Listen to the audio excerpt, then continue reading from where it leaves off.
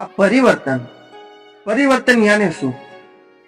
પરિવર્તન याने કોઈ સંસારની અંદર આપણે કોઈ પણ વસ્તુ, કોઈ પણ વ્યક્તિ, કોઈ પણ જગ્યા સ્થિર નથી. આપણે કોઈ પણ વૃક્ષને જોઈએ તો એવી રીતે ના કહી શકાય કે આ વૃક્ષ છે, એવી રીતે કહી શકાય કે આ વૃક્ષ થઈ રહ્યું છે.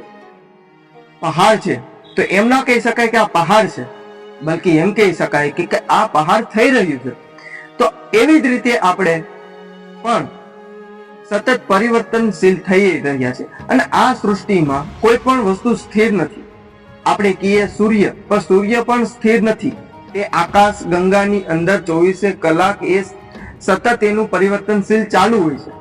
તો આપણે કેમ સ્થિર થઈ જઈએ છીએ જીવનની અંદર? તો એવી જ રીતે હું તમને આજે સમજાવું કે આપણે સ્થિર નથી રહેવાનું, આપણે પણ સતત પરિવર્તનશીલના માર્ગે ચાલવાનું છે.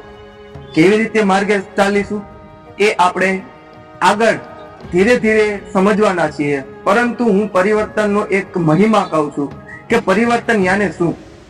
પરિવર્તન યાને કોઈ પણ વસ્તુ સ્થિર નથી તો પરિવર્તનશીલ થાય છે. એવી રીતે આપણા મનના વિચારો, એવી જ રીતે આપણી વૃદ્ધિ, આપણા શરીરની વૃદ્ધિ. તમે નાનપણમાં જેવા હતા, જેવા જવાનીમાં હતા, જેવા બુઢાપામાં હતા, એવી જ રીતે અત્યારે નથી રહેતા. સતત આપણું મન, આપણું વૃદ્ધિ, આપણી કોઈ પણ ક્રિયા પરિવર્તનશીલ થાય છે. તો આપણું જીવન છે એ દુઃખમાં કેવી રીતે પસાર થાય, એ નફરતમાં કેવી રીતે પસાર થાય, એ પ્રેમમાં કેવી રીતે પસાર થાય, અને સૌથી વધારે આ દુનિયાની અંદર કોઈ પણ મનુષ્ય છે એ નફરતના આળમાં કેવી રીતે આવી જાય છે. શું આ નફરત સતત જન્મજાત સુધી ત્યાં રહેવાની છે? નહીં, આ રહેતી નથી. પરંતુ આપણું અમુક તત્વો છે જે એ આપણે નફરતને આડને થોભી રાખે છે, આપણે ત્યાં સ્થિર રાખી દે છે. તો આપણે આ સ્થિરતાને દૂર કરવાનું અને પરિવર્તનશીલના માર્ગે આગળ વધવાનું છે.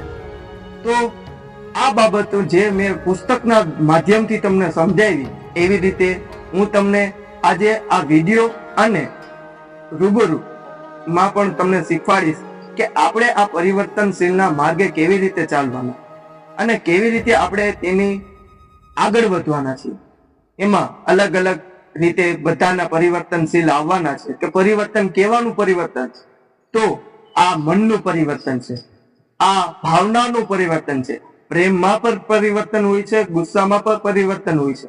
તો આ પરિવર્તનશીલ આપણે જોવાના છીએ અને આપણે આજથી ચાલુ કરીએ આ નવી સિરીઝ પરિવર્તનશીલ.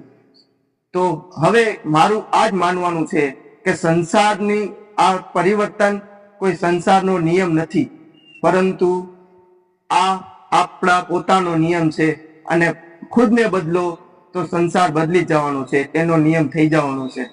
તો આજે આપણે અહીં સુધી રાખીએ.